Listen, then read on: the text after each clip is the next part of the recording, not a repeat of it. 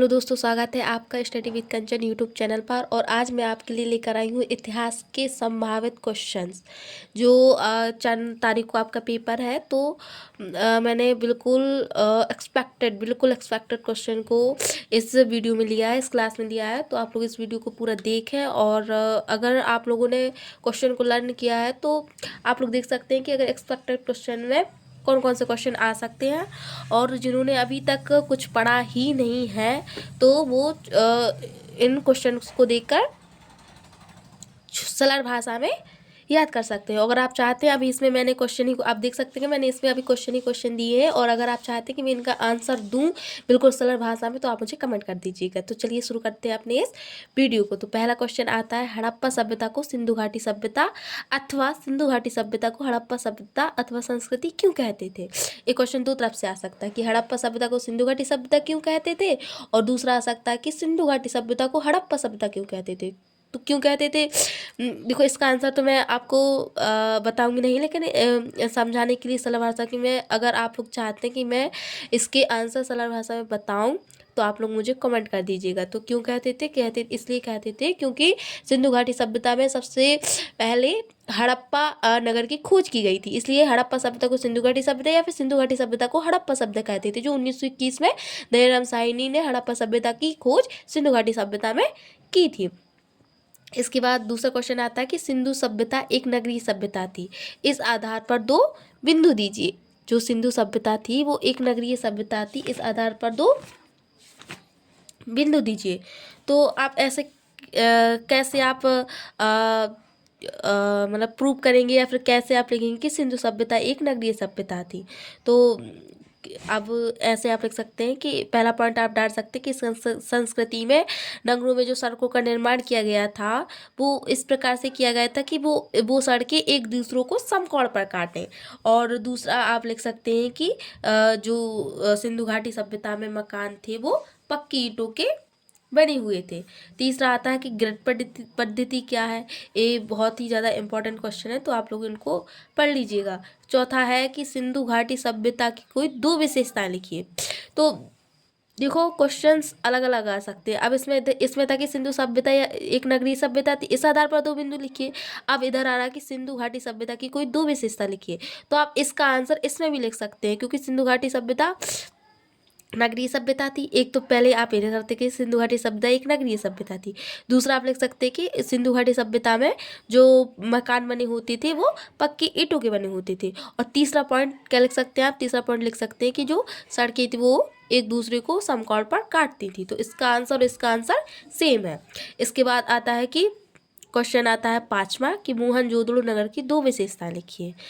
इसके बाद छठवां आता है कि सिंधु सभ्यता के पतन के कोई दो कारण लिखिए। कि जैसे सिंधु सभ्यता या फिर हड़प्पा सभ्यता का पतन या फिर अंत किस प्रकार हुआ। तो बहुत लोगों का मानना है कि बाढ़ के कारण हुआ, बहुत लोगों का मानना है कि जलवायु परिवर्तन के कारण हुआ। तो इसको लिखना है आप। इसके बाद आता है हड़प्पा सभ्यता के 5 प्रमुख नगरों के नाम लिखिए। हड़प्पा सभ्यता के 5 प्रमुख नगरों के नाम लिखिए। तो आप लोग लिख सकते हैं। एक तो आप हड़प्पा ही लिख सकते हैं, दूसरा आप मोहनजोदड़ो लिख सकते हैं, तीसरा पे जहाँ पे बड़े बड़े साक्ष्य मिले, जैसे धौलावीरा है गुजरात में, लोथल मिला है वहाँ पे, लोथल बंदरगाह। इसी प्रकार गुजरात के कुछ हैं, और इसी प्रकार आप लिख सकते हैं। इसके बाद आता है कि महाजनपद क्या है। महाजनपदों के नाम लिखिए। ये आपके इतिहास के भाग 1 का दूसरा चैप्टर शुरू हो गया है यहाँ से। तो उसमें से इम्पोर्टेंट क्वेश्चन है कि पहला है कि महाजनपद क्या है। जिस प्रकार हमारे यहाँ पर अभी 28 राज्य है, उसी प्रकार प्राचीन समय में 16 महाजनपद होते थे। तो प्राचीन समय के राज्यों को ही महाजनपद कहते हैं। ठीक है। इसके बाद आता है कि मौर्य साम्राज्य के प्रमुख राजनीतिक केंद्रों के नाम लिखिए। ये क्वेश्चन बहुत ज़्यादा इंपॉर्टेंट है, आप लोग इसको अच्छे से पढ़ लीजिएगा। फिर तीसरा आता है कि मौर्य काल की जानकारी के स्रोत लिखिए। कि मौर्य काल की जानकारी हमें किन किन स्रोतों से मिलती है। तो एक तो वो चाणक्य, जिनको हम विष्णुगुप्त कहते हैं, उनके अर्थशास्त्र मिलती है। मैं ये आप लोगों को इसलिए बताती जा रही हूँ ताकि अगर आप लोगों को याद ना रहे तो हो सकता है कि मैं अभी आपको जो बता रही हूँ वो आपको याद आ जाए, तो आप कुछ में कुछ लिख कर आ जाए। बकाया आप चाहते हैं कि हमें इनके आंसर बिल्कुल सरल भाषा में दें, तो आप मुझे कमेंट कर सकते हैं। इसके बाद आता है मगध साम्राज्य के शक्तिशाली होने के क्या कारण थे। जो प्राचीन काल में 16 महाजनपद थे, उनमें से एक महाजनपद था मगध साम्राज्य, मगध जनपद। ये सबसे ज़्यादा पावरफुल था। तो इसमें पूछा गया कि मगध साम्राज्य के शक्तिशाली होने का क्या कारण थे, वो पावरफुल क्यों थे। इसके बाद आता है मौर्य साम्राज्य के पतन के कारण क्या थे। जो चंद्रगुप्त मौर्य हुए हैं, जिन्होंने मौर्य साम्राज्य की स्थापना की, इसी में जो अशोक हुए हैं, बिंदुसार हुए हैं, तो क्या कारण थे कि इस साम्राज्य का पतन हो गया। तो आप इसका लिख दीजिएगा। इसके बाद आता है कि मौर्य साम्राज्य की प्रशासन की प्रमुख विशेषताएं लिखिए और महाजनपद की प्रमुख विशेषताएं बताइए। इसके बाद ये देखो जो ब्लैक से लिखा हुआ है, ये जो ब्लैक से लिखा हुआ है, ये तीसरा भाग एक का तीसरा चैप्टर शुरू हो गया है। तो महाभारत को एक गतिशील ग्रंथ क्यों कहते हैं, इम्पोर्टेंट क्वेश्चन है। प्रतिवंशकता और मातृवंशकता से आप क्या समझते हैं। जब वंश को पिता के नाम पर जाना जाता है तो उसे पितृवंशकता कहते हैं, और जब माता के नाम पर जाना जाता है वंश को, तो मातृवंशकता कहते हैं। वर्ण व्यवस्था की प्रमुख विशेषताएं लिखिए। फिर इसमें आता है कुल और जाति में अंतर लिखिए। ये क्वेश्चन आप चाहें तो इसका स्क्रीनशॉट ले सकते हैं। ये आंसर, ये क्वेश्चन बहुत इंपॉर्टेंट है। इसके बाद देखते हैं, इसके बाद देखिए स्तूप तथा विहार किसे कहते हैं। ये चौथा चैप्टर है आपके भाग 1 के, हिस्ट्री के भाग 1 का चौथा चैप्टर है।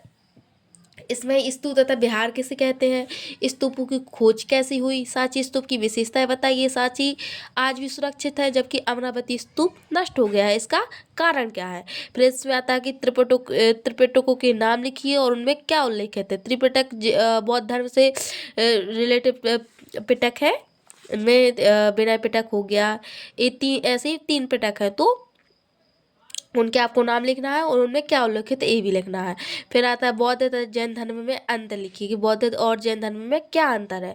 फिर हीनयान और महायान में अंतर लिखिए। ये हीनयान और महायान ये बौद्ध धर्म की शाखाएं हैं। तो बौद्ध धर्म आगे जाकर जैसे जैन धर्म आगे जाकर श्वेतांबर और पीतांबर में बढ़ जाता है, उसी प्रकार बौद्ध धर्म आगे जाकर हीनयान और महायान शाखा में बढ़ जाता है। तो हीनयान और महायान में अंतर लिखिए। इसके बाद है कि महावीर स्वामी का जन्म कब और कहाँ हुआ था। ये जैन धर्म के 24वें तीर्थंकर है, तो इनका जन्म पूछा गया और कहाँ हुआ था। इसके बाद आता है जैन और बौद्ध धर्म के संस्थापक कौन थे।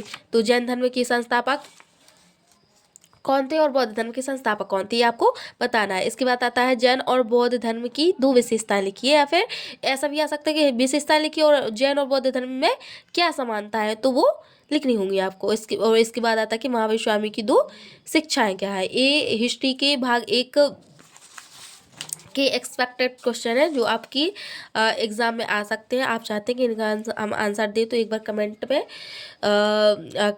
में कमेंट कर दीजिएगा कि इसके हमें आंसर चाहिए सरल भाषा में, तो मैं दूसरी वीडियो इसकी ही बना दूँगी। इसके बाद अगर आप चाहते हैं कि आगे के जो भाग 2 और भाग 3 है हिस्ट्री के आपके, उसके भी मैं एक्सपेक्टेड क्वेश्चन बनाऊँ, तो चैनल को सब्सक्राइब कर लीजिएगा और वीडियो को लाइक कर दीजिएगा। धन्यवाद।